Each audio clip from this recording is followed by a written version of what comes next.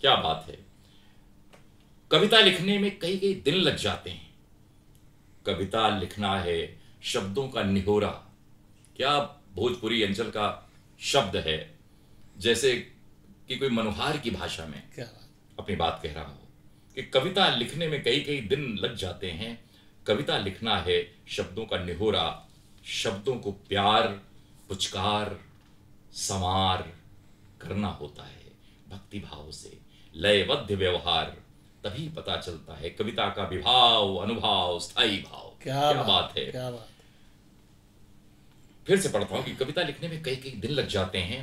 कई कई दिन लग जाते हैं। कविता लिखना है शब्दों का निहोरा।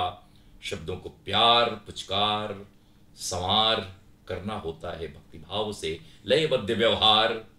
तभी पता चलता है कविता का विभाव, अनुभाव, स्थायी भाव। रूप लिए, अर्थ लिए, रस लिए, स्पर्श लिए, सारे ये कविता के लक्षण हैं। क्या बात। रूप लिए, अर्थ लिए, रस लिए, स्पर्श लिए। कविता है सात्विक भाव। कविता का है अपना प्रभाव। कविता है भाव। कविता का होता है स्वाव, श्राव। कविता का होता है श्राव। अद्भुत है। फिर से पढ़ता हूं कि रूप लिए, अर्थ लिए, रस लिए, स्पर्श लिए। कविता है सात्विक भाव। कविता का है अपना प्रभाव। कविता है भाव। कविता का होता है श्राव। वह श्रोतस्विनी, वह पयस्विनी, वह मनस्विनी। मुझे लगता है कि कविता इस रूप में आकारित होती है, रूपायित होती है। तो काव्यात्मक लय, क्रमबद्ध लय कविता का स्वभाव। हर शब्द का है अपना आकार, आचार, विचार, व्यवहार, संस्कार। हर शब्द का है अपना आकार, आचार, विचार, व्यवहार, संस्कार। शब्दों का होता है अपना अध्यात्म। शब्दों का होता है अपना अध्यात्म। तभी तो अध्ययन, अध्यापन, वाचन, श्रवण होता है शब्दों का। शब्दों से, शब्दों में, शब्दों द्वारा। शब्दों का चरित्र है ही कुछ ऐसा, कविता लिखने पर भूले शब्द अपने आप आ जाते हैं। क्या बात। शब्दों से, शब्दों में, शब्दों द्वारा। शब्दों का चरित्र है कुछ ऐसा, कविता लिखने पर भूले शब्द अपने आप आ जाते हैं।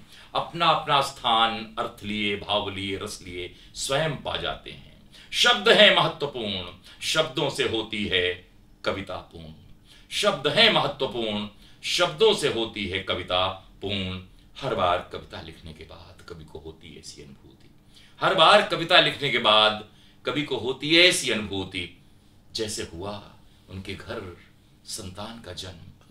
जैसे हुआ उनके घर संतान का जन्म, होता उत्सव का क्षण, आह्लादित मन करते कविता का नामकरण। अद्भुत। हर बार कविता लिखने के बाद कवि को होती ऐसी अनुभूति, जैसे हुआ उनके घर संतान का जन्म, होता उत्सव का क्षण, आह्लादित मन करते कविता का नामकरण।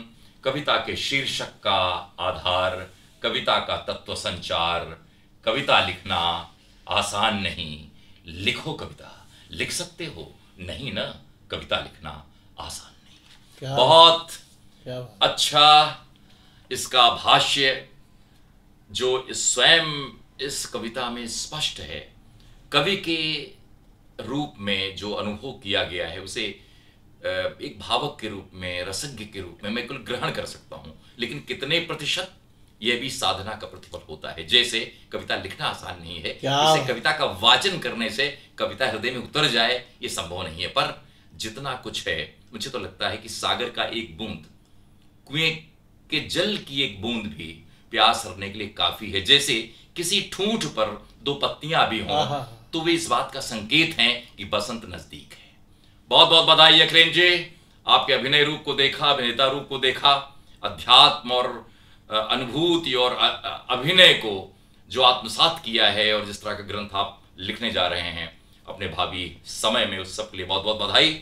और काव्य को जिस तरह से आप स्पर्श करते हैं, अनुभव करते हैं और अपने व्याख्यान में जैसे समाहित करते हैं, उस सबकी समाहिति और उसकी देदीप्यता का प्रमाण है अखिलामृतम। बहुत बहुत बधाई। और इसके प्रकाशक हैं अनंग प्रकाशन, नई दिल्ली। बहुत बहुत बधाई अखिलामृतम के कवि स्वरूप, और आपको नमन, आपकी प्रतिभा को नमन।